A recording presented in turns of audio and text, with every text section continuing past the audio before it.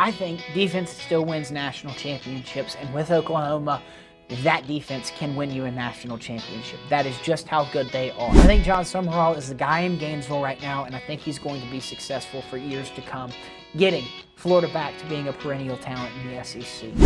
Look, as long as Kirby Smart's here, as long as he's around, and look, I played with Kirby. I know what a competitor he is. I know how intense he can be, but I also know what a good teacher he is.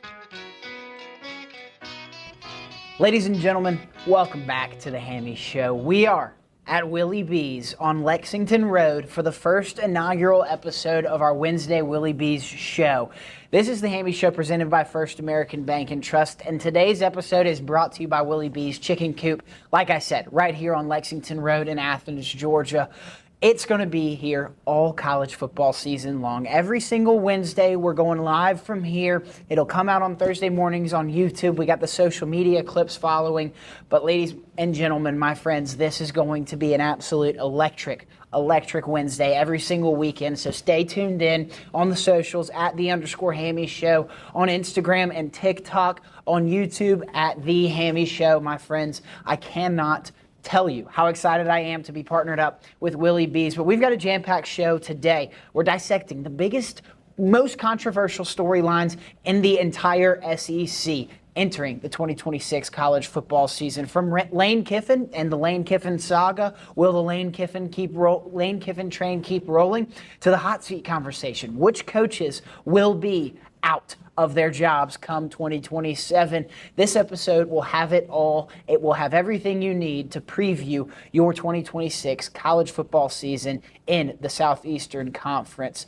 College football is back, my friends, and we could not be more excited here at the Hammy Show. This is your greatest sports show to follow anything and everything college football. But that's not all. Because at the end of the episode, we welcome on a very, very special guest, and that is Lieutenant Governor Burt Jones, former 2002 SEC champion for the Georgia Bulldogs, captain of that 2002 squad. Mr. Burt Jones is joining the show. He is the founder and owner of Willie B's Chicken Coop. Namesake on the front door, he is Willie B himself. Wow, what a show we have planned for y'all, my friends. But let's talk about our friends at Willie B's. You know what I'm feeling when that feeling when you're craving just a good, hearty, southern cooking, crispy, golden fried chicken tender meal? Well, this isn't just good. I'm talking, this is can't stop thinking about it good. This isn't your average chicken spot. We're talking hand-breaded, cooked to perfection chicken, packed with flavor in every single bite. Whether you're grabbing a quick lunch, feeding the whole crew, or just treating yourself, Willie B's delivers every single time. Whether you come into the shop here on Lexington Road, go through the drive-thru, or on a Saturday morning you got to pick up your tailgating catering, they have you covered here at Willie B's. Don't even get me started on the sides. These aren't just sides that sit on the plate and take a little bit of attention away from the main course. No, these are the attention grabbers, the kind that don't just linger around and make you smell good things. No, these sides, especially that homemade biscuit, guys, it's unreal. Willie B's fried chicken here at Willie B's Chicken Coop. You don't get better than that. You don't get better than that. So come see us at Willie B's every single Wednesday when the Hammy Show goes live here. But come see Willie B's any day of the week because it is the best fried chicken in the entire world. We thank Willie B's for bringing us on and partnering with the Hammy Show for this entire college football season. We could not be more stoked. So, ladies and gentlemen, with that being said, let's get right into it. Let's jump to the SEC storylines that will be dominating the headlines entering the 2026 season and throughout the rest of the season until all the way in December when playoff conversations come about and all the way into January when national championship talks are coming about. Because, ladies and gentlemen, this season is going to be like none other, especially right here in the Southeastern Conference. So the first headline that I think every single SEC fan or a fan of an SEC football team is asking is, will there be those top-tiered squads that separate themselves at the top? Is it Texas? Is it Georgia? Is it both of them that are just on a collision course to meet in Atlanta and Mercedes-Benz Stadium for the SEC championship? Or does one or the other take a head and shoulders lead over the rest of the crowd, leaving everybody else in the dust? Is it Texas? Is it Georgia? Is it somebody else? That's your third option. But your final option is it just a conglomeration of a muddled bunch of teams like it was last year and the year before that? That is the day and age we sit in the age of college football we are in 2026. The landscape of college football is unlike anything we have ever seen. It is more different. It is more money. It is more versatile. It is more parity than we have ever seen. And you don't have to look any further than in the Southeastern Conference. So let's dissect point number one. Will Texas and Georgia, the two favorites entering the season, be the head and shoulders two leaders that are on a collision course to meet in Atlanta? Well, let's go to Texas first. In Austin, we know the story. We've seen the hype. It's been around for 2 straight years. They love Arch Manning. The media loves Arch Manning. We love Arch Manning here on the Hammy Show. I think he's going to have a turnaround year. Texas buying this team. They get 2 stud running backs in the transfer portal in Raleek Brown and Hollywood Smothers. Then they go and get Cam Coleman, maybe the most high-impact player from this transfer portal class. Can they put it all together, and can Texas get over that Georgia hump? Can they get over the SEC hump? And can they find themselves hoisting the SEC championship trophy in December with a smooth-sailing bid to the college football playoff? I think Texas does turn it around. I think Texas is going to be one of those SEC title contending teams. Do I think that they are going to be the head and shoulders leader above the rest of the pack? No, I do not. Because standing in their way is, of course, the Georgia Bulldogs. The Georgia Bulldogs, my friends, are 3-0 against the Texas Longhorns since Texas entered the SEC going into the 2024 season. That is a win in Austin. That is a win in Atlanta in 2024 SEC championship game. And that is a win last season in the regular season in Athens, Georgia. Texas has been seemingly owned by the Georgia Bulldogs. Can they get over that hump? That is the big question, and I think not. Georgia, my friends, is still where the SEC runs through. We talked about this a little bit in the episode yesterday, but Georgia and Alabama have been the 2 dominant forces in the Southeastern Conference. I can't remember the exact number, but I think it's 11 out of the last 12, maybe 12 out of the last 13 SEC championships have been won by Georgia or Alabama. With that being said, the one year that it didn't happen, it was LSU on the star-studded crowds, packs, whatever you want to call it. That team had more NFL talent than we will probably ever see again take the field for one single team. The 2019 LSU team, Joe Burrow, Jamar Chase, Justin Jefferson on defense, Grant Delpit, Derek Stingley, studs flying around on the field.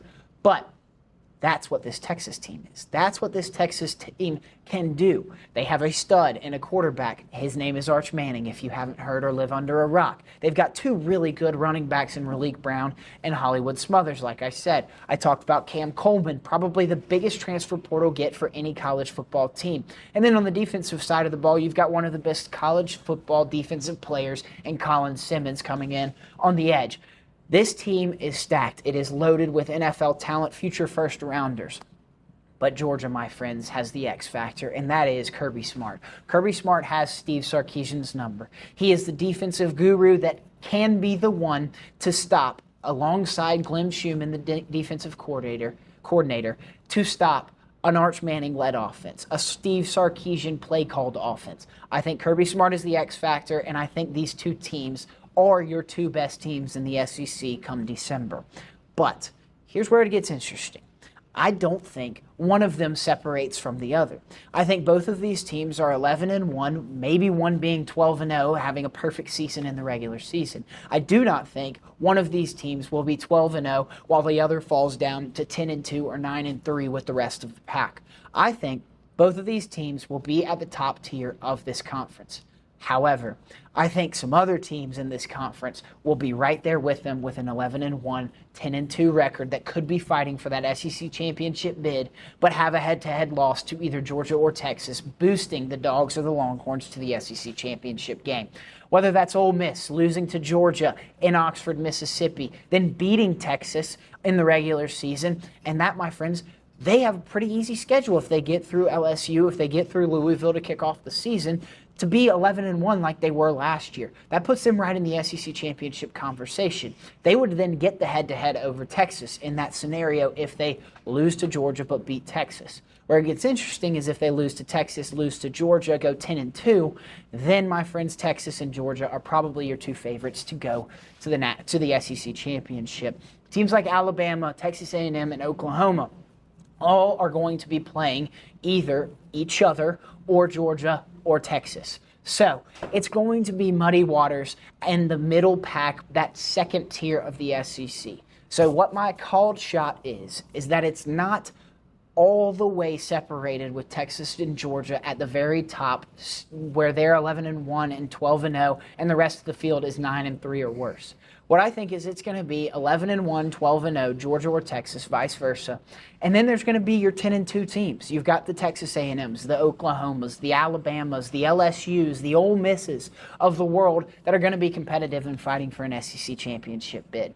So it doesn't really give you a set-in-stone answer to this question, but I wanted to talk about it because I think it's one of the most intriguing facets of the Southeastern Conference as we enter 2026. This is the most level playing field we have seen in the SEC in probably my lifetime. Last year, the year before that, and this year will be much like those 2 years. However, like I said, I think Texas and Georgia are your two SEC championship teams, and I've got Georgia beating Texas in the SEC championship. I went as far yesterday to pick the final score of that SEC championship in Atlanta in December. I said 33-27, Dogs on top. We shall see if those picks and predictions come to fruition, but there is your conversation on what's going to happen in the SEC, and will two, maybe one team separate themselves from the rest of the conference? But before we get into the next couple of headlines we have here on the Hammy Show, talking SEC storylines, I want to talk about my friends at First American Bank and Trust. They are the presenting sponsor of the Hammy Show and have been since January. They are our great friends, not only in the business world presenting the show, but they are our friends just every single day because they're the best bank in America. You want that small town feel, that small bank feel with a personal connection, relationships, a friend, a smile when you walk in the door, then First American Bank and Trust is the bank for you. First American has been serving communities with a personal touch you just won't find at the big banks. Whether you're opening your first account, growing your business, planning for the future, planning for your kids' college, your retirement, or what have you, their team is there to help you every single step of the way with real people, real relationships, and real solutions. They are not only the presenting sponsor, like I said, but they are our friends, and they help me with my financials day in and day out, and we would not be here without First American Bank and Trust. You walk in, you see a smile, you see a friendly face. You sit down with Paula Martin, who's the best lady in Athens, Georgia, maybe all of America, the sweetest person to ever work in corporate America. You don't even call it corporate America because they're a small town business. But Paula Martin is the nicest lady. If you go to First American Bank and Trust, you, my friend, can maybe have the chance to talk to Paula Martin as well. But we love First American, and we cannot thank them enough for being the presenting sponsor of the Hammy Show. Quick pause in the show to remind you to get your very own Hammy Show merch. It's the best merch in the entire game, and I can promise you that. You will not be disappointed because for just $26, my friends, you can have this t-shirt. And I'll even throw in one of these little koozies for you. But my friends, all you have to do is DM me on Instagram or TikTok at @the_Hammy Show and secure your very own Hammy Show t-shirt. We appreciate you. Now, let's get back to the video. So, ladies and gentlemen, let's get to our next headline. Can the SEC get back on track and back to the national championship game? Not only has the SEC not won a national championship in the last 3 seasons, they have not played in the national championship game. Michigan wins the national championship over Washington in the final year of the 4-team playoff. Ohio State beats Notre Dame in the first year of the 12-team playoff. And last year, of course, Indiana completed their perfect season, going 16-0 and defeating Miami, an ACC team, in the national championship. The farthest any SEC team has reached is the playoff semifinal. Texas in 2023. Then you've got nobody from the SEC in 2024. And finally, last year, Ole Miss was the farthest team to make it from the Southeastern Conference. But let's talk about which one of these teams will be the most competitive and will give the SEC the best chance to win at the highest level and play for a national championship in Las Vegas come January? I don't know. Because the SEC, like I said in the previous headline, it's going to be muddied waters at the top. I think Texas and Georgia come to the top and play for an SEC title. One of them winning, probably getting a top 4 spot in the college football playoff, and then potentially getting a bye in the college football playoff, segueing themselves straight to the Elite Eight in December and into January for the postseason of the college football season. But you've got Texas. If they're the runner-ups in the SEC playing for an SEC championship, you can call them a shoo-in for the college football playoff. You can call Ole Miss, if they go 10-2 with losses to just Texas and Georgia, a shoo-in for the college football playoff. The 2 best teams in the SEC being the only 2 teams to beat this Rebels squad. You've got LSU with Lane Kiffin, Sam Leavitt, a big transfer portal class in year 1 of the Kiffin era. Can they get over the hump and in year 1 get through the growing pains, round into form come the end of the season, November, December, and into the postseason? Is it Oklahoma, the best defense in the SEC in my eyes, with one of the best quarterbacks in the SEC in John Mateer? Led by Brent Venables, you know that defense is going to be stout.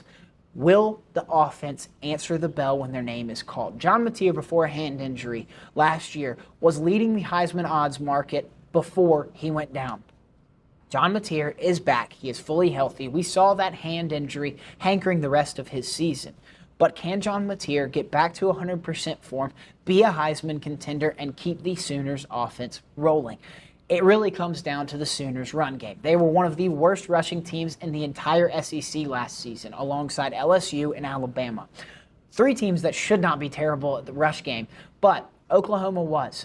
Now, if they get some running backs going, if they have a solid RB1 option and an RB2 option that can come in certain packages, Mateer is going to have his ability to run the ball, get you first downs on 3rd and short, 2nd and longs, whatever package they want to do in the quarterback run game.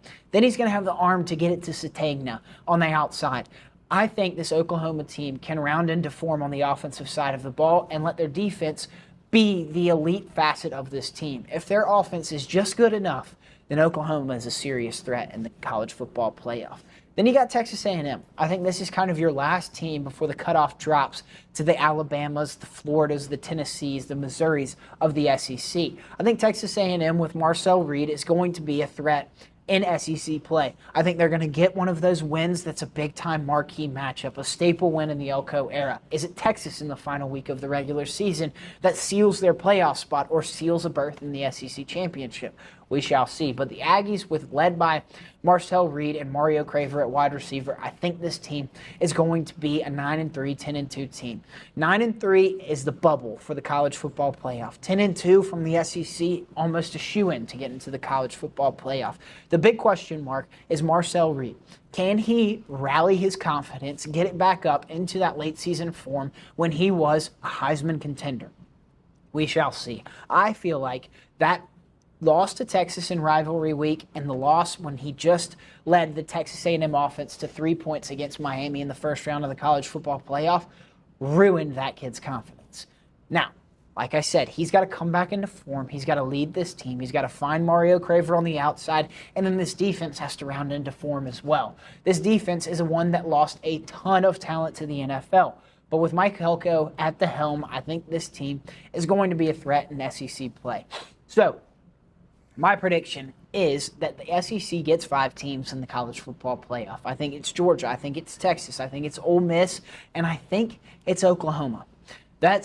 Georgia, Texas, Ole Miss, Oklahoma. Wait, we got one more. And I think it's LSU. That was my 5th one. I couldn't remember.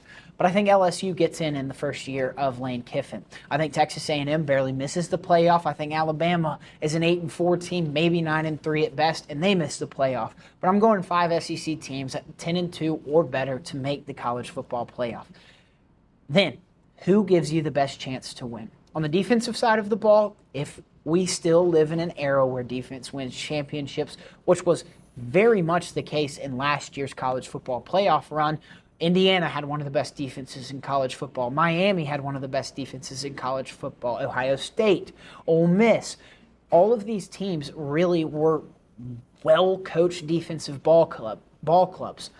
I think defense still wins national championships, and with Oklahoma, that defense can win you a national championship. That is just how good they are. That is one of your maybe extended dark horse picks in the SEC to make it to the national championship game, but I give the Sooners a good shot if that offense comes into form because that defense can win you a national championship. I think LSU, with Lane Kiffin at the helm and Sam Leavitt at quarterback calling those plays, I think Sam Leavitt can take a step forward. I'm a little cautious on that, but I think he can be the game manager that Lane Kiffin needs him to be. If he's trying to be the next Trinidad Chambliss, then that's not going to work for Sam Leavitt in this LSU offense. But if he is just a game manager, if he is a Gunnar Stockton, if he is a vintage Jake Fromm for the Georgia Bulldogs, if he is not the superstar that has to win you the ball games, then I think LSU can make a deep run. I don't see Lane Kiffin getting to the national championship game or winning a national championship game in year one in Baton Rouge. Ole Miss. Ole Miss was the closest team to make it last year from the SEC. I think Ole Miss had the best chance from the SEC entering the Sugar Bowl before they beat Georgia to win the national championship. They looked good. They looked really good against Tulane, which isn't saying much, but they closed out the year in a very strong fashion. They rallied around Pete Golding in those first two games as he was the head coach of the Ole Miss Rebels. Trinidad Chambliss is the most electrifying player in all of college football. And next to him in the backfield, he's got one of the best running backs in all of college football in Kawan Lacey. I think those two alone can be the leaders that are electrifying enough, flashy enough to make the superstar plays and get you to the national championship stage. I give Ole Miss a better chance to make it to the national championship than Lane Kiffin and LSU. And your final two SEC title contenders that will be in the college football playoff is Georgia and Texas. I think both of those teams are the best chance to give you a national championship in the Southeastern Conference. Georgia with Gunnar Stockton, he's seen the stage twice, 2 years in a row. Last year, he was the only college football playoff quarterback to have a CFP appearance and play in that game, starting in that game. Gunnar Stockton is 0-2 in the college football playoff, only being in the quarterfinals, losing in the Sugar Bowl 2 years in a row. But that experience, those big stage moments, Gunnar Stockton is ready to answer the call when his name is called. I think Gunnar Stockton is the X factor and can get you to the college football national championship. And then on Texas, well, they've got the most superstar-filled roster in probably all of college football. It's between Texas, Ohio State, Oregon, maybe Georgia, maybe Alabama, maybe Miami, maybe some of these other teams in the Big Ten, Indiana, maybe Notre Dame. But I think this Texas team is up there in the likes of being one of the great college football rosters we've ever seen assembled. Maybe not as deep, but they're starters. They will be first-rounders. So, of course, they give you one of the best chances to win the national championship. So my order of rankings to give you the best chance to win a national championship from the SEC, I'm going Georgia and Texas tied 1A, 1B. Then I'm going Oklahoma at 3 because of that defense. Then I'm going 4 Ole Miss because of the superstar capability Trinidad Chambliss and Kawan Lacey bring to the table. And finally, I'm going LSU. I think all 5 of those teams will be college football playoff teams, but I think LSU is the worst of that bunch to make the college football playoff from the Southeastern Conference. So, ladies and gentlemen, that's headline number 2. Can the SEC get back to the national championship game and back to dominating college football? Only time will tell, my friends. But let's pause for a quick chat about our friends at Hughes Subaru. They power the Hammy Show on the road. The Hammy Show on the road is taking some electric stops throughout this college football season across America to see some college football games. We've got an exciting season coming for you, and it would not be possible without our friends at Hughes Subaru. If you're looking for a car that can handle your everyday life and your weekend adventures, that's where Hughes Subaru comes in. At Hughes Subaru, you're getting more than just a vehicle. You're getting reliability, safety, and performance you can count on, from the versatile Outback to the classy-looking Crosstrek. Subaru is built to take you wherever you want to go. And at Hughes Subaru, the experience is just as strong as the vehicle. Friendly service, a team that actually listens, and a commitment to helping you find the perfect fit. So whether you're upgrading your ride or buying your first car, stop by Hughes Subaru today and see the difference for yourself. Hughes Subaru, adventure starts here. I drive a 2019 Subaru Outback, and those 4 wheels from Hughes Subaru will be taking the Hammy Show on the road around America as we go see college football on the road. It's going to be awesome, my friends, and thank you to Hughes Subaru. You want behind-the-scenes coverage? You want anything you can imagine on social media? Follow us on Instagram and TikTok at @the_Hammy Show. It is the best social media account in all of sports, I can promise you that. From skits to documentaries, we've got it all here on Instagram and TikTok with The Hammy Show. Hit that follow button and you can stay up to date on anything and everything we post to social media. Now, let's get back to the show. So, next headline is Hot Seat Talks. I think you got to start with the coolest seats before you get to the hottest seats. We're going to start with Kirby Smart. Kirby Smart could do a scandal. He could kill a small child, and I think Georgia would still keep him as the head coach. That is how safe his job is. He is ice cold. I think Clark Lee is another ice cold head coach. He just led Vanderbilt to a 10-2 season, one of the best seasons in Vanderbilt history. He's absolutely chilling. He's an alumni of the university. They just extended him. Clark Lee, my friends, is fine in Nashville and not leaving anytime soon as a result of Vanderbilt's athletic department decision-making. Now, he, my friends, could move on because of his own personal preference and job market openings. But Clark Lee, he's completely fine in Nashville, Tennessee. I think another ice cold is probably Pete Golding at Ole Miss. I think it would take them going like 2-10, 3-9, 4-8 at the best for him to be even considered to lose his job in Ole Miss in his first year as a full season head coach of the Rebels. I think Pete Golding, what he did last season for Ole Miss, he had the community of Oxford rally around him and be the kind of beacon of hope as they entered the college football playoff for the first time in program history that Oxford, Mississippi really needed. And I think Oxford, Mississippi loves Pete Golding. They love Trinidad Chambliss. They love Kawan Lacey. I think those two superstars are going to bode well for Pete Golding, and I think his seat is ice cold. I like Eli Drinkwitz safe in Missouri. I think he's done an exceptional job with what he's given in Como. I think he's an exceptional coach, and that's as good of a coach that Missouri is going to get. I think he's fine and is ice cold in Missouri as well. Then you got some first-year head coaches that are going to have some growing pains, but you just have to give them that bit of a leash to get things rolling at these programs. I go to Will Stein in year one at Kentucky, the former offensive coordinator for the Oregon Ducks. I go to John Summerall in Florida. He's a first-year coach from Tulane. I think John Summerall is going to be a great coach in the SEC, and I think Florida is willing to work with him and give him those few years to get his feet under himself in SEC play and really get the train rolling for the Florida Gators and back to vintage Florida form. I think Lane Kiffin is obviously chilling in year one with the LSU Tigers. They just paid him a pile of money, and I don't think his job is on the line in the slightest. Ryan Silverfield, we're getting into the mild guys, I think.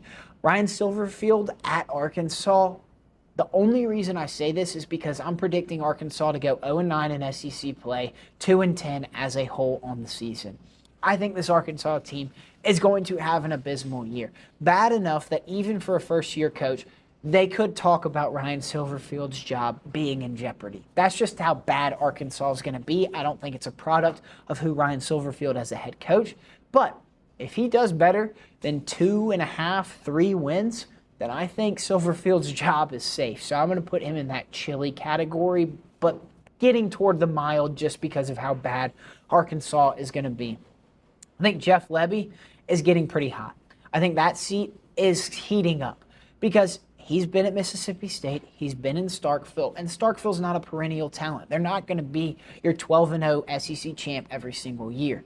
But the fans in Starkville, the Westside Bulldogs, are expecting a little bit better than a 4-8 every single year. So I think if Lebby has another 4-8 year, it's going to be time to maybe talk about where he's going after, where this season, where the Bulldogs program is going as a whole post-Jeff Lebby era. Because 4-8 isn't going to cut it in Starkville. I know they're not a perennial talent, but I just don't think that they can withstand a 4-8 season yet again. I'm going to Kalen DeBoer. He's definitely getting pretty hot. And I say this for a couple of reasons. If he goes 9-3, I think his job is somewhat safe. I think that's a 50-50 ball game. If he goes 8-4, it gets really hot. And I say that because not logistically, logically, or any type of mental aptitude that we have says 8-4 is a bad year. But in Alabama, that is. And the Alabama fans don't think logically when Alabama goes 8-4. If Alabama goes 8-4, his seat's going to get hot. Now, the decision makers at the top, the athletic directors, the board, they make the decision at the end of the day. But when those crazy Alabama fans start getting in your head and putting pressure on those decision makers, Kalen DeBoer's seat might be in jeopardy as the Alabama head coach. I think Alex Golesh, even in year one at Auburn, is a pretty hot seat just because of what Auburn is. Much like Alabama, Auburn is in that same state and has those same crazed fans. The thing with Auburn is they give no one any type of long leash. We saw it with Hugh Freeze last year, or their last go round with the Auburn Tigers. If you don't do it in 2 to 3 years, if you don't get to the SEC championship game, that's what these crazed Auburn fans think they should be. And I'm not saying they shouldn't be. Auburn's a great talent and a great program. But that's where they think they should be every single year. I don't think Alex Golesh is going to sniff the SEC championship for at least 2, probably 3 years. And that's when it gets dicey for Alex Golesh. Because if he doesn't have a 7-5 or better year, his seat's already hot. I'm not saying he's going to be fired at the end of the season. Now, if they go 2-10, maybe. But he brings in Byron Brown. There's a lot of hype going on in Auburn, Alabama. And if they don't have a better than 7-5 season, then the Auburn donors that control every bit of decision-making in Auburn, Alabama, they start questioning whether Alex Golesh is the guy for the job in Auburn, Alabama. So I think it's getting a little hot for Golesh already. That's just how the Auburn job is. That's what you step into when you take over in Auburn, Alabama. I think Josh Heupel, as crazy as that sounds, his seat is mild. He is in the spot where Tennessee fans are pissed off, but I think the Tennessee administrators know that he is an excellent head coach. I think Josh Heupel is one of the great offensive minds in all of college football. And I think Josh Heupel is going to be a perennially good offensive-minded head coach that is going to have Tennessee's offense humming probably year in and year out. This year's going to be a little bit of a struggle. You're either going with George McIntyre or Faison Brandon, and it's going to be the start of a new quarterback era in Knoxville, Tennessee. But Josh Heupel is smart enough of a guy to get that offense rolling, whether they go with the freshman or they go with George McIntyre. So we shall see, but I think if Tennessee has a 7-5 or worse year, then Josh Heupel's seat gets really, really hot. And maybe a firing is in his future, just because that's what the SEC is. That's what these crazed fans think, is that 7-5 is not that good. Playing in a bowl game is not that good. And I'm not saying that I'm going to settle for 7-5 every single year as a Georgia fan, but that's just how we think. That's just how it is in the SEC. But your number one hottest seat in the entire SEC is Shane Beamer. Shane Beamer, his seat is absolutely scorching right now. If Shane Beamer, with Lenoris Sellers and Dylan Stewart, two of the best players on their respective sides of the ball, does not have a better than 7-5 year, I think he's gone. If they go 6-6, which is probably what a little bit of people, a small portion of people think South Carolina should do like every single year. That's just what South Carolina's cap is. But let's go back to the Steve Spurrier days. South Carolina was competing for SEC championships in SEC title conversation with Steve Spurrier at the helm.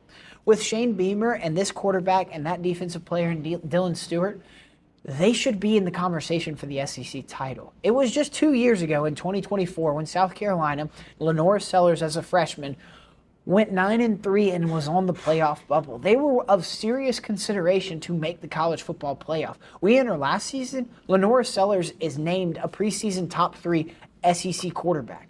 He has an abysmal year. He takes a massive leap back, not just a step, a leap back, and South Carolina looked awful.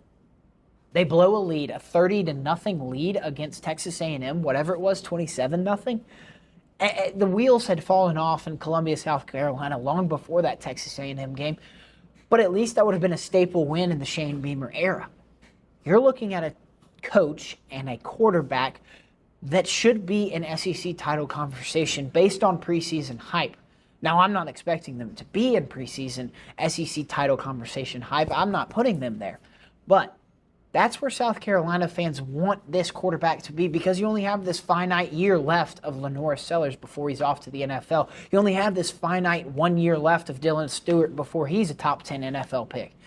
I'm just saying Shane Beamer has to go better than 7-5. If he loses games against Alabama, against Kentucky, against Florida in the first couple of weeks of the season, we could see Shane Beamer out before October.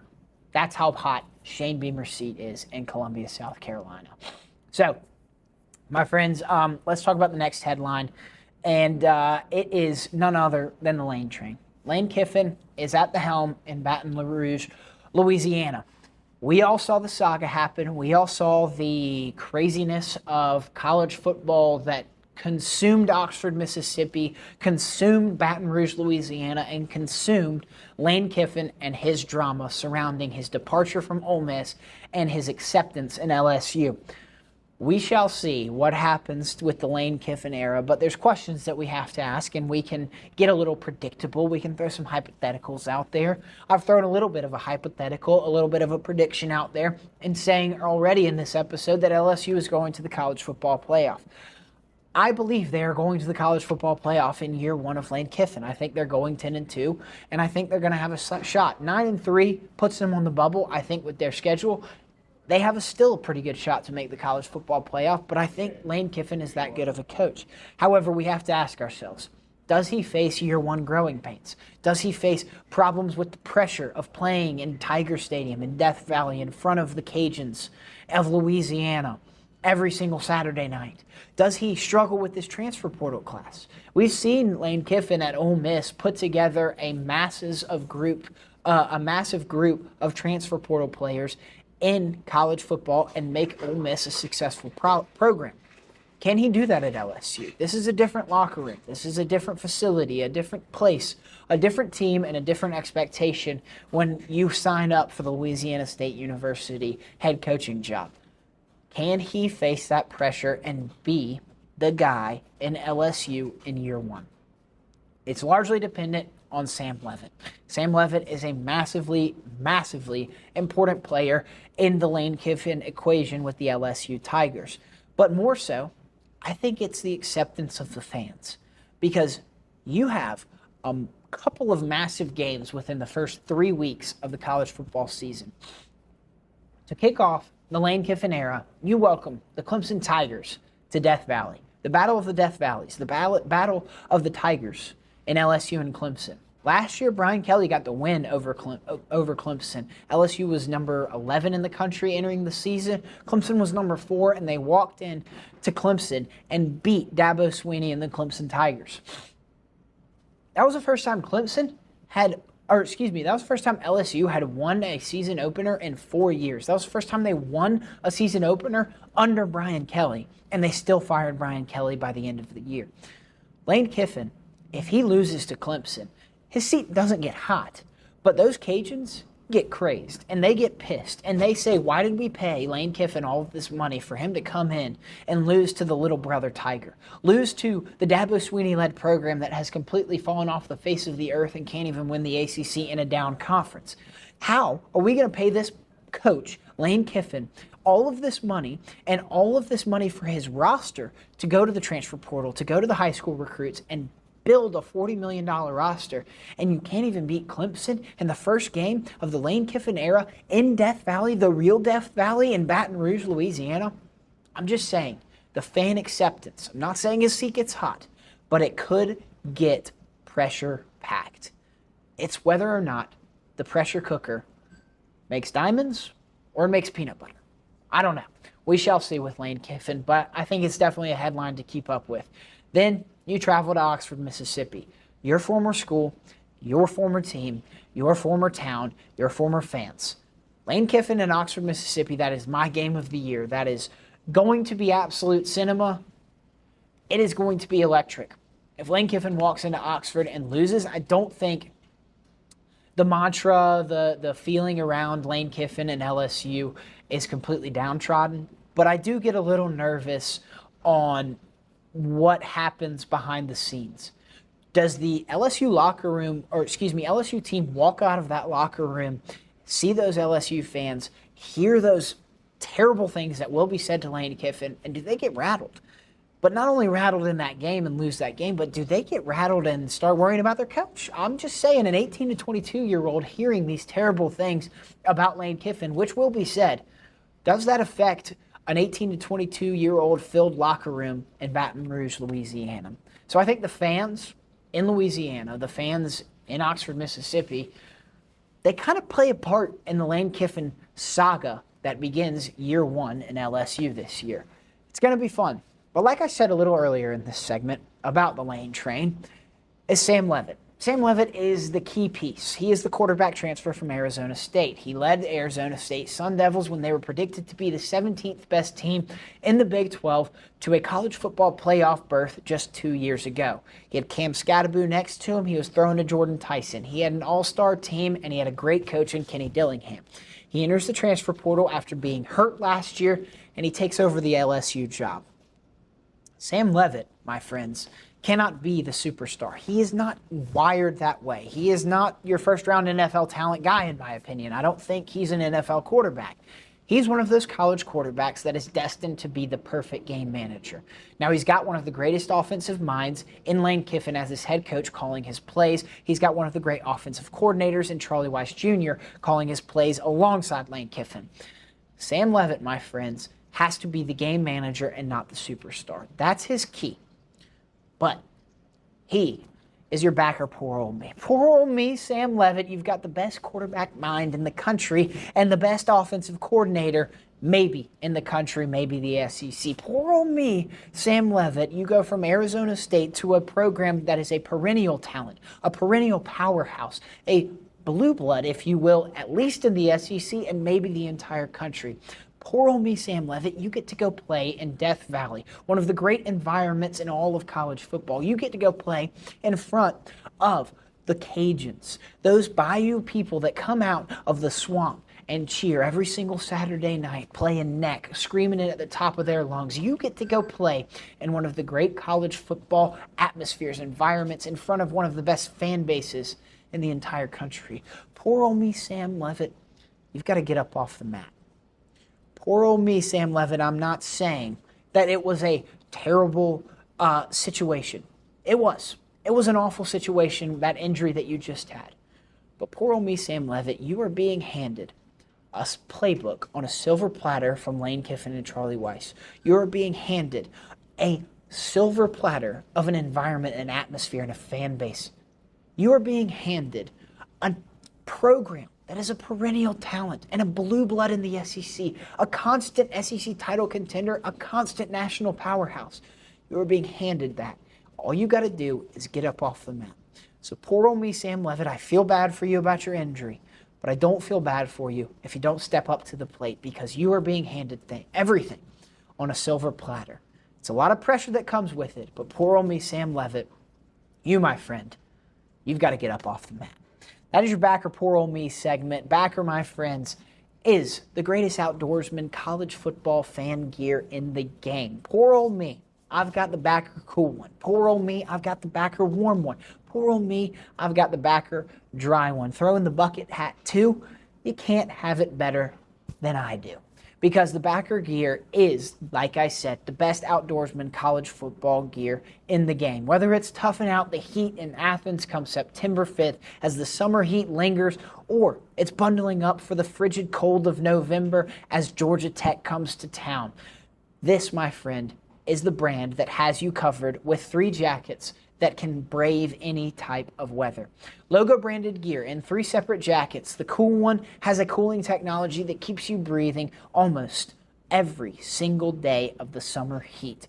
The warm one is the thickest and only jacket you'll need once the leaves fall off the trees and you've got to stand in Sanford Stadium for 3.5 hours and 6 hours before your tailgate. You need one jacket, and that's the warm one. It'll keep you bundled up through the cold. And then the dry one, well, the name speaks for itself. The durable rain jacket keeps you dry when the heaviest rain falls at tailgate, when the heaviest rain falls in Sanford Stadium. This logo branded gear is the best gear for the outdoorsman of a college football fan. Visit Backer.com to get the toughest gear in college football. Backer, they've got your back, my friends, and they're bringing you the Poor Old Me segment this entire college football season. Poor old me, I've got 3 Backer jackets And poor old you don't have one. So you need to get one, and you can join this poor old me category with me. Backer, my friends, they've got your back. Let's go. On to the next headline. Which new head coach will have the most success in their first season? So, we talked about Lane Kiffin. Of course, I've said he's going to the college football playoff. I've said he's going 9-3, 10-2, and he's in that conversation. That's a great year for a first-year head coach. I think that's a great year for any head coach in all of college football. But you're at LSU. The expectations are higher. The pressure is higher. The fans are crazier. So that's what's going to be expected. So I think that's just meeting the standards. I don't think that's exceeding expectations. So I don't put him as the top coach to have the most success. I think that's just because it's an expectation-based conversation. Next, we got John Summerall, year one in Gainesville, Florida. You got Aaron Philo coming in at quarterback, Buster Faulkner with him, the Georgia Tech offensive coordinator from last year. With Aaron Philo, Dallas Wilson to throw to, Jaden Ball in the backfield, one of the best running backs in all of the SEC. I think this Florida team is destined to have an upset up their sleeve. I think they've got a little magic up their sleeve, and I think John Summerall has a great year one in Gainesville. I think he puts his best foot forward and is working in the right direction for the Florida Gators, getting them back to that vintage late 2000s Florida Gators that we saw under Urban Meyer with Tim Tebow. I think John Summerall is the guy in Gainesville right now, and I think he's going to be successful for years to come, getting Florida back to being a perennial talent in the SEC. Alex Golesh, talked about him, the hot seat conversation. The Auburn job comes with the most pressure in maybe the entire country because the donors who pay all this money to the Auburn facilities, to the Jordan-Hare Stadium, to everything about the Auburn community, they make the decisions. And if they're pissed off because their money isn't a good investment, it's a little scary. I think Alex Golesh is going to have some growing pains. But he's got a superstar in quarterback Byron Brown, who he brought with him from USF. But there's still going to be growing pains. I think a 6-6, 5-17, that's what you're going to have to expect for Auburn in the first year of the Golesh era. But for Auburn fans, that ain't going to cut it. They've had not a better 6 wins. They haven't had better than a 6-win season in the past 6 seasons. I think it's 5 or 6. I think it's 6. But Alex Golesh is going to have a pressure-packed job, and I think there's going to be some growing pains there. Will Stein, of course there's going to be growing pains. It's not like walking into Alabama like Kalen DeBoer did 3 years ago and taking over a Nick Saban-recruited roster, one of the best rosters in all of college football, one of the best college football jobs in all of college football. I think Will Stein is walking into a program that is one of the worst programs in the SEC. It's one of the most dedicated football fans in the SEC. So it's going to be a tough troop to rally. Will Stein is going to have some growing pains. But I think Will Stein's the guy for the job in Kentucky. I think he's going to get Kentucky back to vintage Mark Stoops like 2018, 2019 Kentucky. Those teams that were led by Benny Snell at running back that were going 10-2 and competing in the SEC East, playing against Georgia for the SEC East championship to decide if they could go to the SEC championship. Yes, Kentucky, led by Mark Stoops and Benny Snell, were one game away from going to the SEC championship in 2018.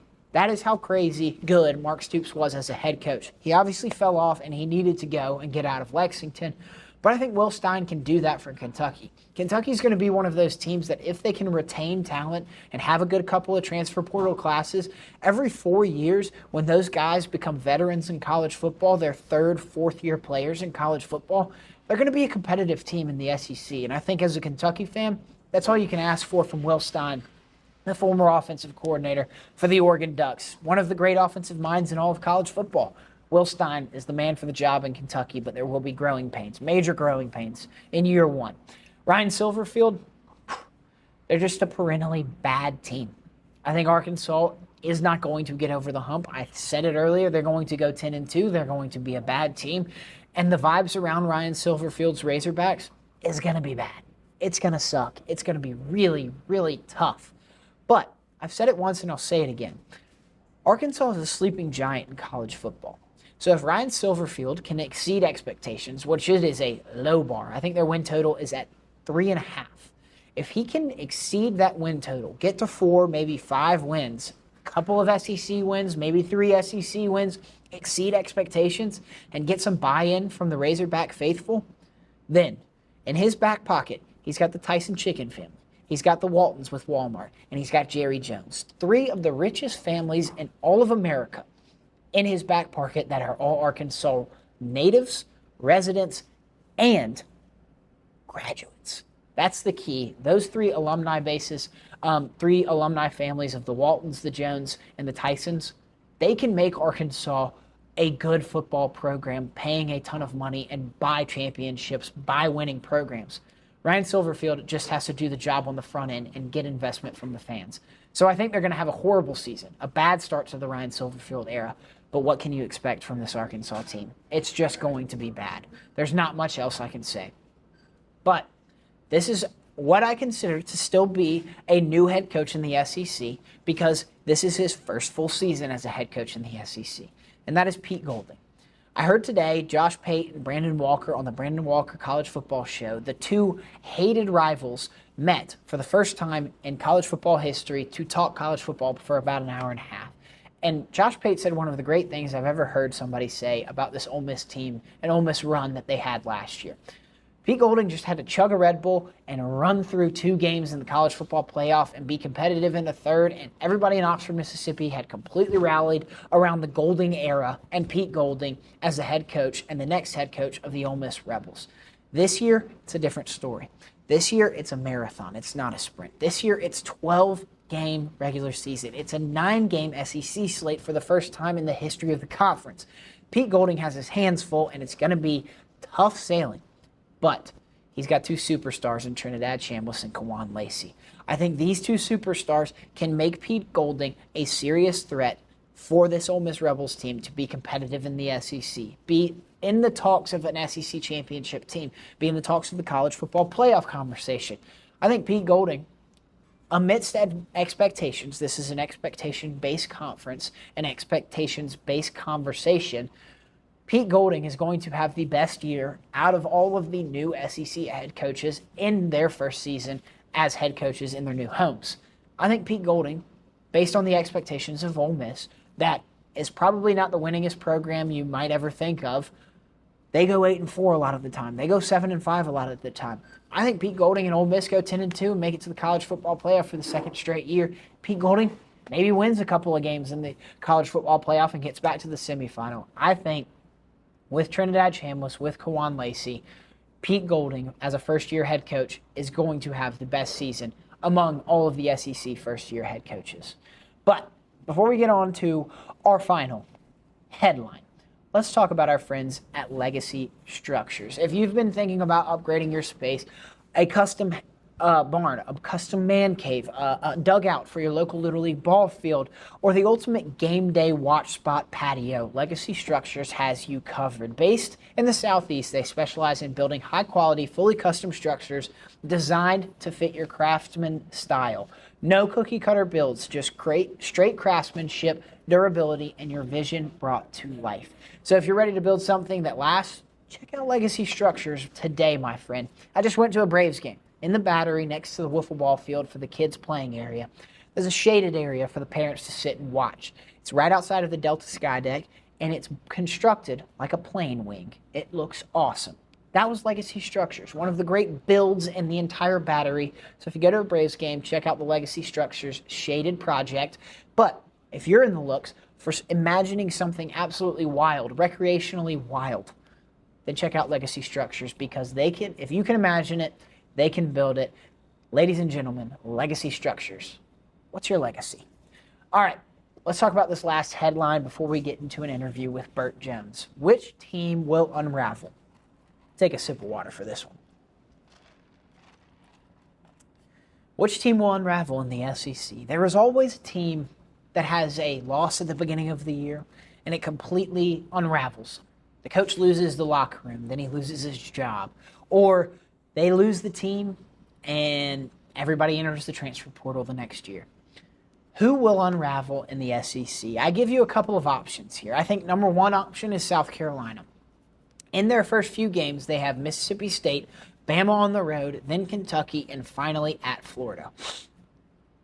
In this stretch, this 4-game stretch, through week 5, I believe, they have to go 2-2 in those 4 SEC games, because, my friends, if they go 1-3, they lose That means they lose to most likely Bama, most likely Florida, and then Mississippi State or Kentucky, who are going to be at the bottom of the barrel in the SEC conversation. If you lose to one of those teams, you could lose this locker room. Lenore Sellers' confidence could be shot. Dylan Stewart could just throw his hands up and say, yeah, I'm just focused on the NFL. I'm focused on my draft stock. I don't really care about Columbia, South Carolina. I don't care about the Gamecocks. I don't really care to be here anymore. You could lose this locker room, and Shane Beamer could lose his job. I think South Carolina is your most likely team to unravel early in the season for the SEC. This one might come as a shocker, considering how much hype is around them. But I think Texas is a team that could unravel. I think that's where they stand as a program. I think that's where they stand as a locker room. I think that's where they stand as a head coach team. And I say this for a few reasons. This is a largely transfer portal class. Now, you've got a great leader who's been there for 3 years in Arch Manning at quarterback. You've got a great head coach in Steve Sarkisian that I think will one day win a national championship. But with all of those personalities from the transfer portal, you don't think that something can trigger that locker room to fall apart. And I think it can be the loss to Ohio State. A third straight loss to Ohio State. If you add in the 2024 playoff loss in the semifinal, then last year's regular season loss, and then this year's regular season potential loss in week 2, it could get bad for the Texas Longhorns. It could get bad for the fan base. The fan base is saying, the media is saying, Steve Sarkisian and the Texas Longhorns can't win the big one. Does that ruin Arch Manning's confidence? Does that ruin Cam Coleman's confidence? Does he get the yips? I think losing to Ohio State for a third year in a row as well, it really could unravel this Texas team.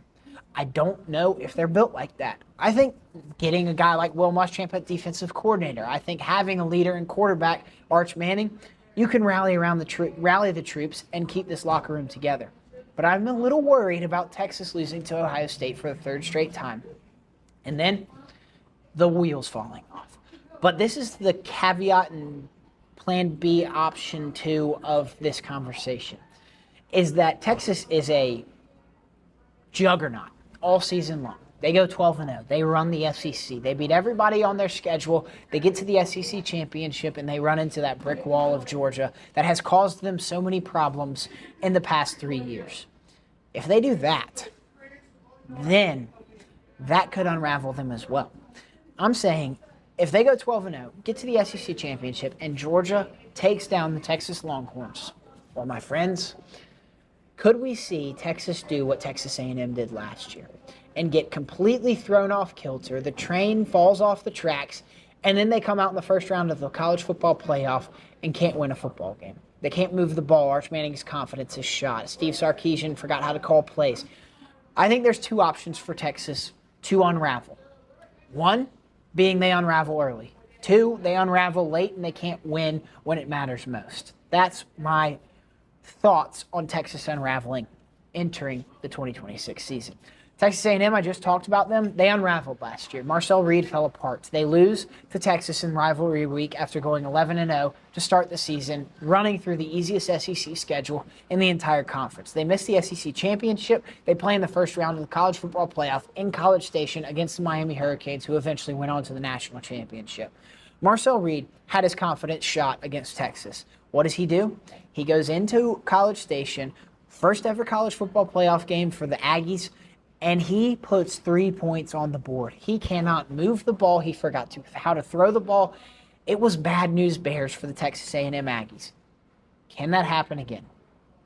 I think with Texas A&M's schedule and Marcel Reed having his confidence shot toward the end of last year, I'm just saying it could get a little dicey for Texas A&M if Marcel Reed is not the superstar that he has been hyped up to be.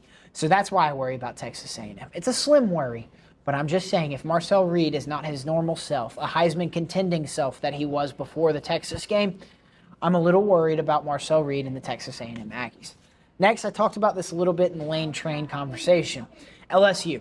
If they lose to Clemson, things get a little heated. Things get a little worrisome.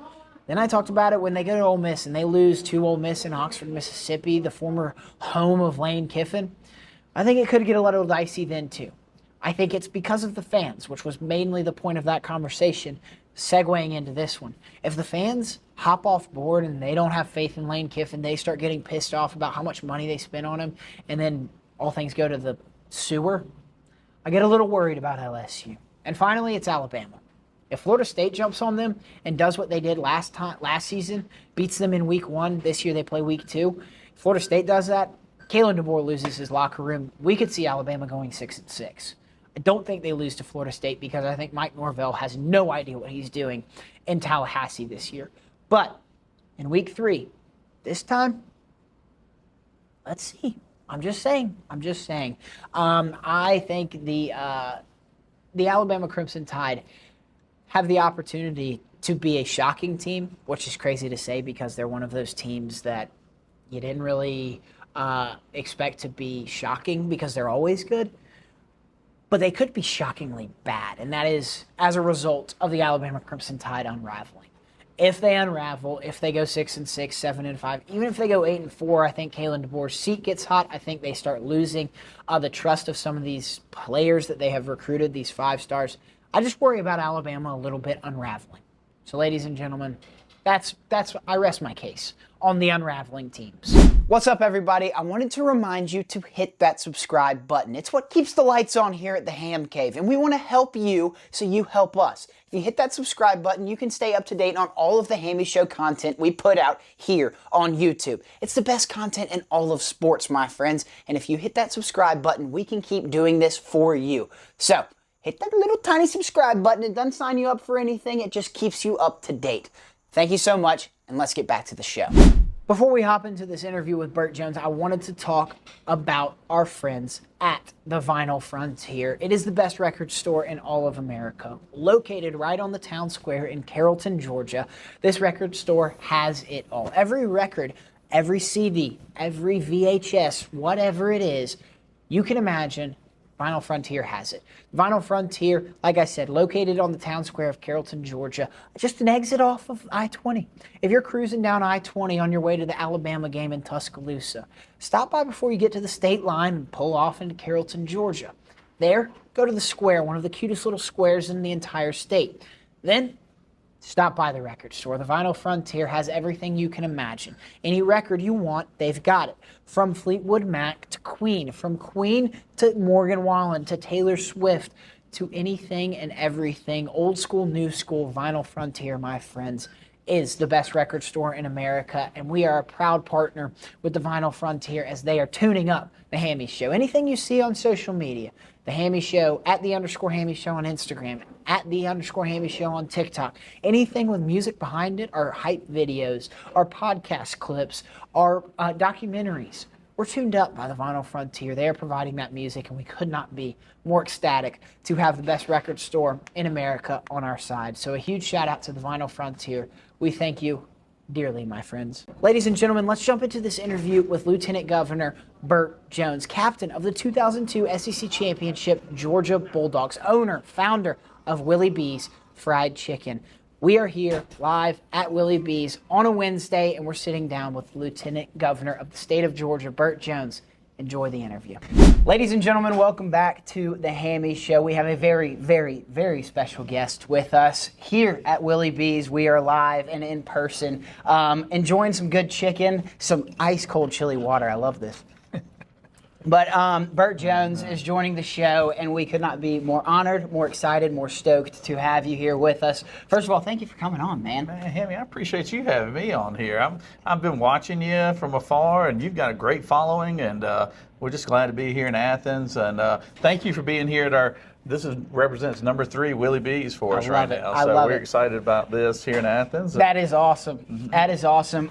So your story is amazing. It is so cool. You are a Georgia Bulldog through and through, bleeding red and black. You're a Bulldog born, Bulldog bred, and when you die, you'll be Bulldog dead, as I like to say. That's right. So I want to talk about that 2002 year. You're the captain of the 2002 SEC Championship Georgia Bulldogs under Mark Richt in just his second year as the head coach. Yep. And what a year it was. You're playing alongside some absolute legends, Greeny, Pollock, but you're the captain, and you're walking alongside some freak athletes. What was it like as an honor for you to be the leader of that team? Well, I mean, look, that was a great team. It was a great group of guys. Who would have ever thought? A lot of them went on to have the careers that they had, both in collegiately and a lot of them in the NFL. Just a good group of guys. What was so nice about that team is they were, we were all liked each other. Yeah. Everybody got along. Everybody had a big time, and you need that. I tell people all the time, I had the opportunity to play with 2 Hall of Famers in my career. One's Richard Seymour, played for the Patriots. The other one was Champ Bailey, who had a great career. And both of them are great guys. And probably my sophomore year, the team that we had was better from a statistical point. I mean, we had 10 guys that went to the NFL, right? But we went 8-4, and that was Donnin's last year. And I love Coach Donnin and everything, but it just shows you that talent doesn't always win the day every day. Sometimes it takes people being able to gel together. It takes good leadership at the head coaching level on down to the players and everything. And it just takes everybody pulling their own weight. Look, I was not a great player. I was a good locker room guy, but I wasn't, I didn't put up huge stats on the field or anything. But what made us good was, the people recognized the guys who would work hard. They also recognized the guys who held each one of us, each other accountable.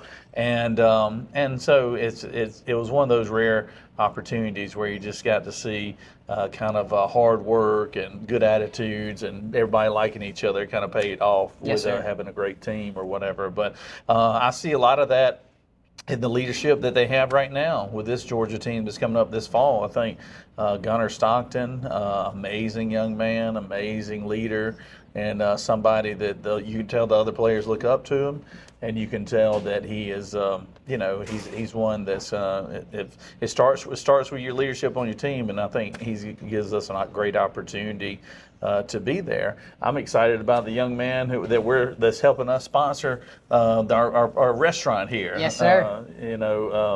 Sakarvi White there. I think he's going to have a breakout year this year, and I'm looking forward to it. It's that time of year, Hammy. It's where the football season is almost here, and everybody gets really excited, and I know you're excited about it, and I'm just looking forward the first fall in Athens here. I know it. I mean, there's nothing like football season, especially in Athens, Georgia, the classic city, one of the great college towns, if not the greatest in all of America. But I want to talk about, I feel like this happens so much more often nowadays in the transfer portal, NIL era, just everybody's flip-flopping around, not just players, but coaches as well. You experienced a coaching change. Talk about that transition from Donnin to Richt, and kind of your first impression of Richt walking in the locker room, kind of taking you guys and taking command of that place.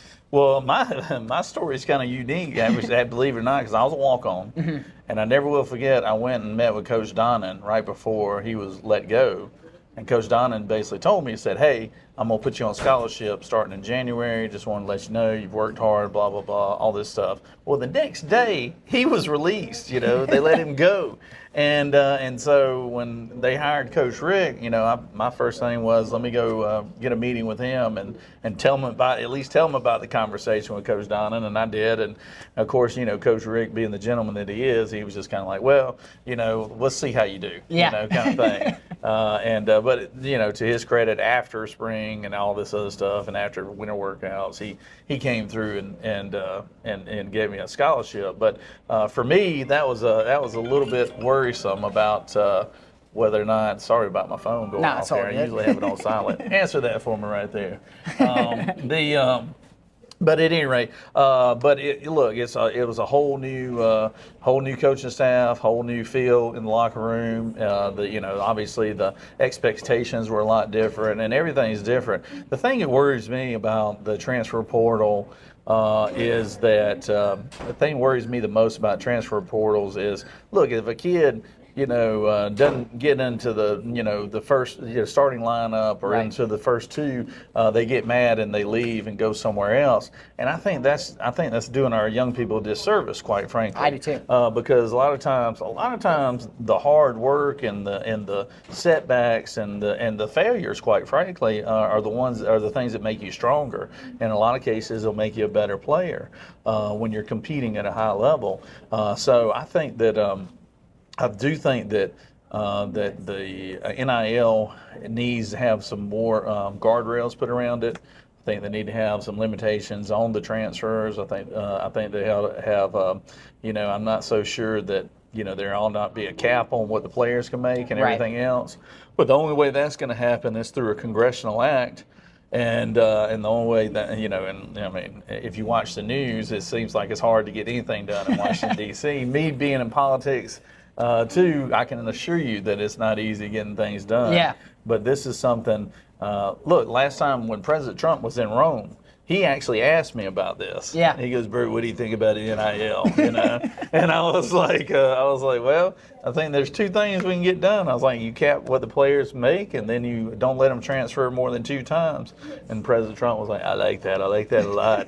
Write that down. I was like, well, but the following week after we met, he actually held that college football summit to talk about NIL, and he had Coach Nick Saban lead it. So I think that's something that needs to be done, because I think long term it's going to hurt college football because most schools can't compete. You don't have a lot of University of Georgias or Texases and all these Ohio States and all these schools that have this just unending budget. Right. There's schools right here in this state that are having a hard time competing because of the money scenario. So I think long term, putting some parameters around it would be better for college football. Yeah, I wanted to jump into this with you because I know you've kind of been engulfed into it and asked about it, I'm sure, especially from the president. So where could you see college football in 24 months? 24 months to maybe 5 years. I don't know, some type of timetable that you see some change coming to these parameters and guidelines of college football and college athletics. Well, if they don't make a change, I can assure you that it's unsustainable. Right. You can't keep playing, you can't keep asking your donors to pony up more money, so that, you can have a working budget of $100 million or whatever it is, most schools aren't going to be able to compete. And if you have a lot of schools that can't compete, guess what? A lot of your viewers will not be as interested. Right. If it becomes where it's look, Indiana, I'll give them credit, for last year, but they had a bunch of 25, 26-year-olds out there playing. Yeah. And those are grown men. There is a big difference between a 25, 26-year-old athlete and an 18, 19-year-old athlete, right. Quite frankly. And so I think you have to have, if not, you'll have every billionaire, like Mark Cuban that comes in and he wants his alma mater to have a winning team. So he did a good job of making sure that happens. But I think it will disenfranchise a lot of other schools and I don't think that's good for college football long term. I totally agree. It's a wild, wild west with no rules, and I don't think anybody really knows where the line to be crossed is. And that's the dangerous part of the game, in my opinion. But I want to go back to your playing days. You played under Coach Richt, one of the greatest men to ever coach a football team, really walk this earth. He is one of the most stand-up people.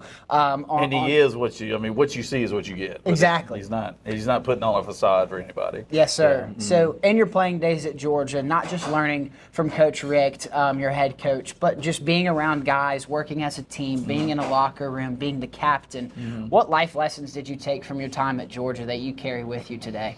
There's a lot that you learn in those days, because like I said, I started out at the bottom of the bottom, and so I learned that, I don't even think they gave me a locker my first week that I was here. But so you do, in my case, you learn, humility, number one. but you also learn a lot of work ethic. That if I've got to outperform these guys who might be better athletes than me, then I just can't make any mistakes. You know, and you got to get that ingrained in your system. What was nice about it is the people around you actually saw that. And they saw that work ethic, and they rewarded you by voting you team captain and everything, and that's very nice. But there weren't as many distractions for us back then. I mean, we didn't have social media, and we didn't have podcasts, and cell phones were a thing, but you didn't have cameras on them, and where everything can be videoed at any given time. Yeah. So I mean, look, I enjoyed my time there at the University of Georgia, here at the University of Georgia, but I do look back on some of the things that we did, as student athletes, and I'm not so sure you get away with them now, Right. But it was it was one of those things that I don't know, it was just back then, it was just we just loved the fact and appreciated the fact that we were getting the opportunity to play in a major university and play major college football and being competitive. Like look, my senior year we were 13-1. We were a game away from playing in the national championship game. Got beat by Florida. Back when Florida used to dominate in the SEC, but it's a great experience. Being a student athlete, it was great. Back then, I'll tell you what I noticed back then, having played, I knew that's what when I first heard about kids, paying kids more to play college athletics. I was all for it. Mm-hmm. I am for the kids making more money than just a scholarship, because it is a full-time job. Right. And the way the NCAA rules were at the time, we couldn't even have part-time gigs, Right. I mean, you couldn't even be a bouncer at some, bar, or you work. I worked at a lumber yard one summer and was told after I got done, be like, no, you can't do that, And so it's like, well, what do you want to do? Because I was fortunate enough, I came from a family where, that I could depend on them outside of scholarship money, but a lot of kids didn't have that opportunity. Yeah. And a lot of kids weren't that fortunate, and so I think there's a happy medium there, but it needs to be found. It needs to be found quickly. Because I'm gonna tell you something else. These college coaches are gonna get burnt out. Oh yeah. Recruiting the same kid. Think about it. You get a kid, sign him, and then all of a sudden you got to stay on top. Almost like you're still recruiting him, yeah. Because if they're not happy because they didn't make the starting lineup or whatever, they want to go. They're going to go threaten to transfer somewhere else. You know, and so and I can see.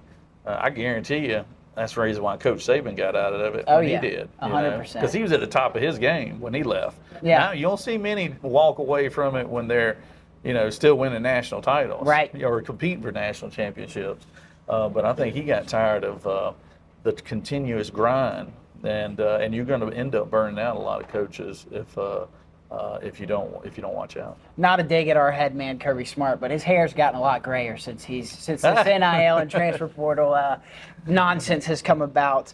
It is actually insane, and like you said, you have to recruit the players when they're already in your building to stay with you for 3 to 4 years, depending on their NFL track. Mm-hmm. But so you stayed in the state of Georgia. Yep. You have loved the state of Georgia, mm-hmm. And you've built a lot of success in the state of Georgia as a businessman in the political world, and now with Willie Bees, which is awesome. And I heard a little bit about the story. You and your father are Willie B, William Bees, and so I want to hear about the story of Willie Bees, where we're sitting, what the whole kind of father-son duo that y'all created with this restaurant. Well, I'm going to be honest. Yes, I am William B. We call it Willie Bees, and people call us that growing up and everything. But the person behind this is my sister Natalie Jones. She's the one who in the day-to-day operations, and she's the one, making all the good moves and everything. It just happens to have my name on it, but we got a family-run business. We do a lot of different things, but one of the things, our father started it, and he started out in the convenience store, mostly grocery store business, and he was probably the first one that was ever fry compressed chicken, back in the, and what Natalie, you back there? This is an iPod. Is this in like live TV? Tell me what you got back there. I got Natalie right here. High pressure cooked chicken. High pressure cooked chicken. See, and Natalie, and he started that way back in the 70s, and we can remember as kids. I mean, we were working at the stores from the time we were about 10 years old onward, and one of the things that Natalie specialized in was she was in the kitchen in a lot of these places, and wherever she was, that was where the most popular lunch place was, because her and the ladies that she worked with, they did the best job of putting out a good spread, and a lot of it was fried chicken. Obviously, we're in the South, fried chicken is it. But so if we looking back on it now, is one of those things. Wish we had stayed with that a little further, as opposed to now, because we got big into the convenience store business. We've built, literally hundreds of convenience stores all across the Southeast, but a few years ago, with the industry ever changing, and you got to be more competitive, you got to have a food to offer to people. One of the things that we said, let's start our own food line, and that's how Willie B's really came about. Obviously.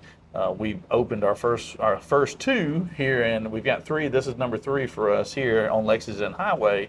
We have another one on Jefferson Road out in Athens, but we've started our first 2 here in Athens because, number one, both myself and my father both graduated from University of Georgia, Plow alumni, and we know there's just no better place to sell chicken fingers than in Athens, Georgia. So we did that. We're really excited about this new location that we have, and we want to put some real advertising power behind it. But it's one of those things that you never know, what you're going to do in life, and sometimes you just kind of fall into different opportunities. And we just felt like right now more than ever was a good opportunity, because look, we're franchisees of all these other groups. We're Burger King franchisees, we're Dunkin' Donuts franchisees, and the only problem, those are great brands and we like representing them, but the only problem with representing other people's brands is you can't always do what you want to do. You can't always build where you want to build, and so we felt like starting our own brand and branching out, and not having to ask permission, just go and do it was a better way to do it. Yes, sir. Mm-hmm. That's awesome. So I mentioned you staying in Georgia, building success in Georgia. I want you to just talk about the state of Georgia. Yeah. It's the greatest place in the world. I've lived here my whole life, born and raised in Athens, Georgia. I think it's the greatest of the 50 states. But yes, I want to hear from you in the political world, in the business world, as a family man raising a family here. Sure. What is so special about the state of Georgia? The same thing with you. I love the state of Georgia. I was proud to go to University of Georgia, grew up here. We're 6th generation Georgians as a family. Obviously, I'm the current Lieutenant Governor. I just ran for governor, was unsuccessful with that. But Georgia is just one of those places. I tell people all the time, whether you're in Brunswick or you're in Blue Ridge, there's something unique about every area of this state. And there's a lot of good people here in the state of Georgia. And one of the reasons why Georgia is growing so much, and we've been considered the #1 state to do business, is just because of the people. Yeah. And people like like the Georgia, kind of climate. I'm talking about, when I say climate, I'm talking about business climate, but I think people just enjoy the laid-back nature a lot of old-line Georgians have. And here in the state of Georgia, like I said, you've got the coast, you got the mountains, you've got a very diverse business community, because we have everything from manufacturers to tech entities to hospitality to movie and everything. Agriculture, which is our biggest business here in the state, is still agriculture. And so you got your ports, you got your airport.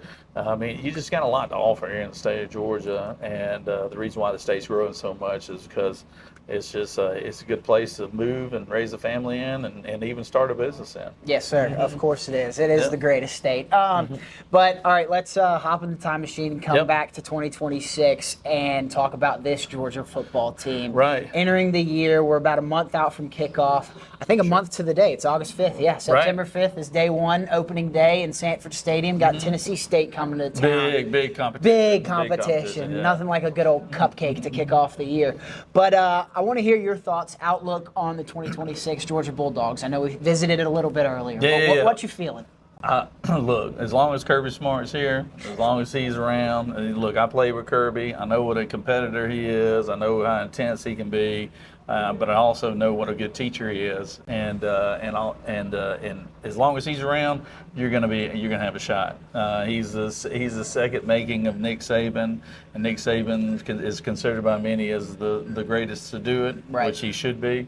And Kirby worked under him for 11 years. He's had nothing but great success here at the University of Georgia. Was he played in 4 national titles? 1, 2? Yeah. And played in how many SEC championships? I can't even keep count of them like anymore. 5 or 6. Yeah. People don't even look at SEC championships. Yeah, used to, that was the thing everybody used to shoot for. That was the y'all's SEC. national championship. It was just as big. Yeah, and nowadays the SEC is just like, oh well, it's just one stop. I know. We win back to back, and everybody's like, oh, that was an unsuccessful season. I don't fall in that boat, but yes. Yeah, what you don't want people to do is get spoiled. Right. Which we've gotten spoiled. And because look, this and you are. I guess I was talking to this young man the other day. His mom is a local pediatrician in my hometown, and I'll never forget when he came. I actually put in a call to Kirby. I said, hey, this guy wants to be a football coach one day. And he just wants to be a part. Find something for him to do. Kirby brought him on, started him out in the film room. Ended up, he ended up staying all 4 years. Is a good, hard-working guy, and he's got all these rings. And I told his mom, she's a big dog fan. So I was like, he doesn't know it, but he is living in the golden age of Georgia football right now. It's insane. I mean, because in the last decade, my gosh, like I said, played in 4 national titles. I think that's right. I don't know if I'm right on that. Yeah. Played in multiple SEC championships, and I hope people. Well, I know I remember because I've been a Georgia fan since I was a kid, and I was in the 80s and the 90s, and then I played here. This isn't normal. No. What's going on here in Athens? This is not normal. So I just hope people will sit back and appreciate it, and not be so hard when we don't blow somebody out, when we don't beat Tennessee State by 50. Exactly. Exactly. No, it is the golden age. This is the craziest stat to me. Against our biggest rivals, Tennessee, Auburn, Tech, Florida, we have won 9 straight against 3 of them, 8 out of the last 9 against Florida. Right. You don't get that every single decade in Georgia football history. This is the only decade that it's happened in. So I'm going to put you on the spot and ask you, in the first year, 9-game SEC schedule we've got this year. Right. Can you give me a record prediction for this 2026 Georgia Bulldogs campaign? I was looking at the schedule on the way. Look, I think we'll probably, if we don't go undefeated in the regular season, we might lose one. That going down to playing in Tuscaloosa is always hard. That'd be a tough one. Playing in Oxford again. They got that quarterback back, right? Yeah, Trinidad. And he might have the ridiculous game like he did. The last game he had against us. That was insane. I was like, nobody could have beat him that night. No. So I think those are the games you have to watch out for. But other than that, I think. We don't have Texas this year, do we? No, we got Oklahoma at home, which Oklahoma will be pretty good, but we're pretty good at home too. Yeah. I would. The only 2 games I would worry about would be that Alabama and the Ole Miss game on the road. Yeah. Was Tuscaloosa such a hard place to play anyway? It is. And Alabama seemingly had our number, but hopefully we've gotten the monkey off the back and with that beat down in the SEC championship last year. And that was a beat down. Yeah. So that's what that game felt like. It felt like you were getting a monkey off your back. It did. It totally did. It felt like they took total control. So, with Alabama in the same, because it doesn't have Coach Saban there. but they still got great players. Yeah, You know. it's going to be an exciting year in the SEC. I'm absolutely pumped. But thank you so much for coming on. I appreciate this has you, been man. An absolute pleasure to sit down and chat with you. This is Burt Jones, Lieutenant Governor. Absolutely. We're sitting in Willie B's, his very own establishment. Namesake is written across the door. But thank you so much for being here. It's been a pleasure, man. You know, you're always welcome here, and we want all your friends and all your viewers to come out here on Lexington Highway and just try us out. I think you'll like it. I think you'll enjoy it, and we'd love to have you come back and air your show here anytime. Yes, sir. I appreciate it. I think man. you got a big future ahead of you. in this Thank game, you so man. much. All Thank right, you, man. Appreciate you. Yes, sir. Appreciate you. Go Dogs. We cannot thank Willie B's Chicken Coop enough for having us this past Wednesday to interview Lieutenant Governor Burt Jones and sit down for almost an hour and 20 minutes to talk about SEC football storylines entering the 2026 college football season. But my friends, that is not all. Because every single Wednesday of the college football season, we will be live and in person from the Willie B's Lexington Road location. Come by, interact with us, sit and watch us talk. We might even have you on the show.